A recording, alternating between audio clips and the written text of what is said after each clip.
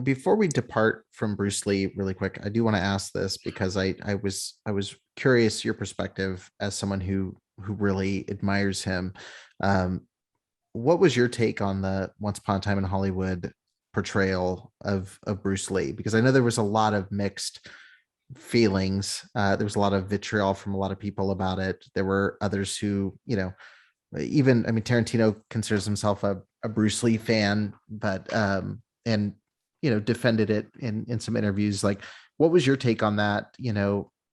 I I'm curious to rewatch it, having seen him in film. Like having watched and going through some of his filmography now.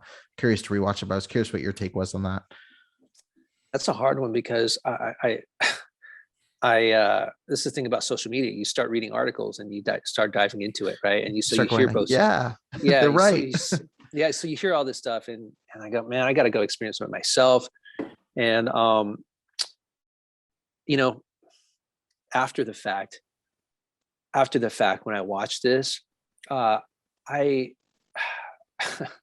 it's tough to answer because I had that influence, right?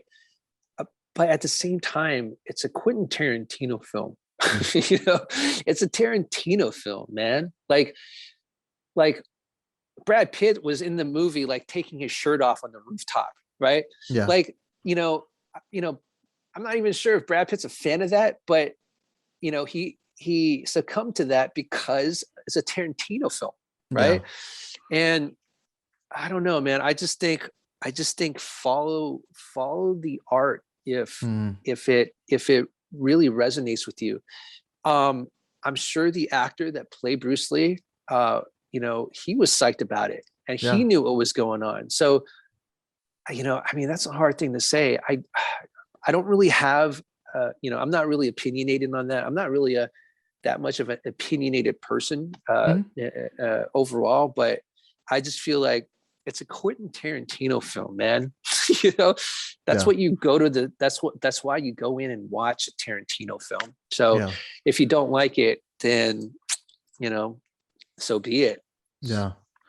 I was curious what your perspective was. It Totally came up in my mind as I was watching it, because I was, I didn't know. I mean, when I first watched, I didn't even think anything of it, but I wasn't exposed to Bruce Lee at all. And then I start reading articles. I'm like, was I supposed to be upset about this? And then, and then listening to interviews. I think it was maybe on Rogan, or I know in the book, because I read the novelization, like it really dives into it. And the whole thing was like, Cliff had to trick him in order to beat him. Like there had to be. So he goes through it in detail in the book. And I think I get it. I get it on both sides. I get why Bruce Lee's daughter is, was upset about it and things like that. But I would, it was interesting seeing the amount of people piling on. But I feel like almost every Tarantino movie has something where people do that, Well, I mean, Shannon Lee, man. I mean, I totally understand where she's coming from, because she's the protector of the the organization. Yeah. So fight for it, man. Yeah.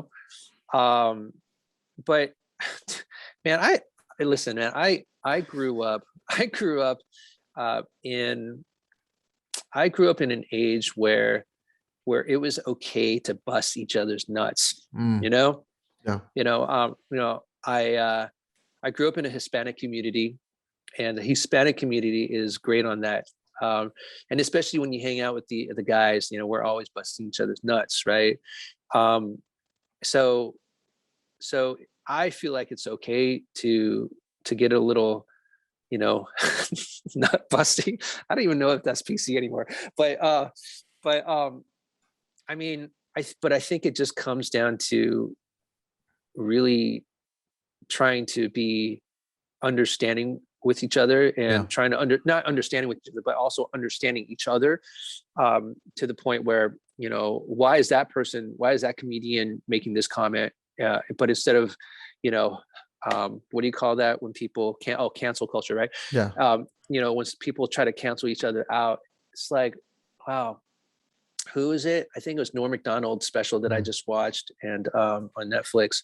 That was shot maybe like 3 or 4 years ago, but there's a piece where he sort of like dives into that. And, he basically said that now these days we can't even say anything because this will happen and this will happen and this will happen, which sort of leaves us in this position of being cornered constantly. And imagine this: when you're constantly cornered, what happens? You gotta fight back.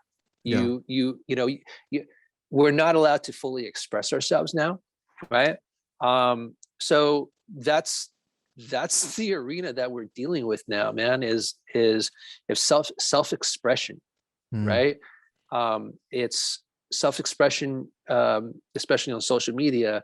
Everyone has something to say, and that's hard.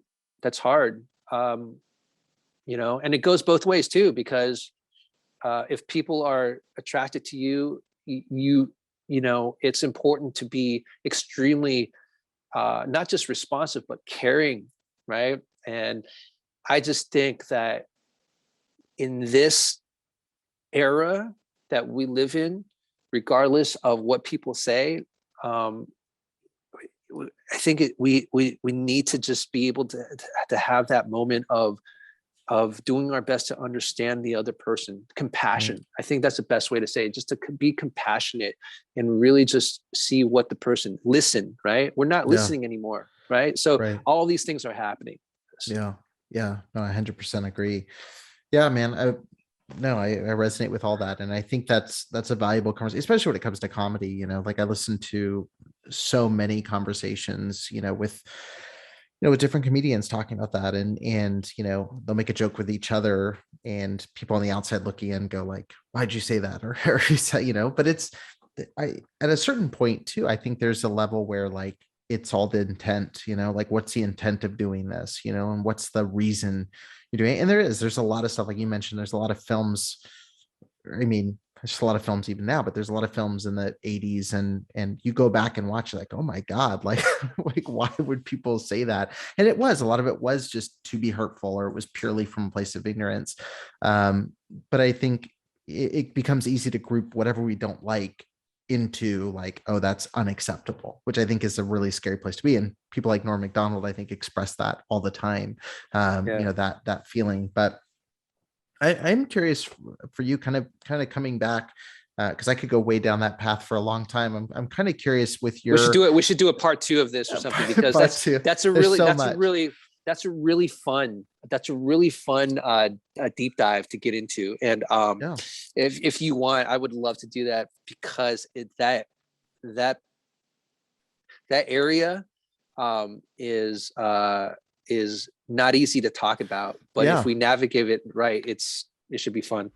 Thanks for listening to the Film School podcast. If you appreciated the content on the show, don't forget to leave a 5-star review and hit subscribe so you won't miss a single episode.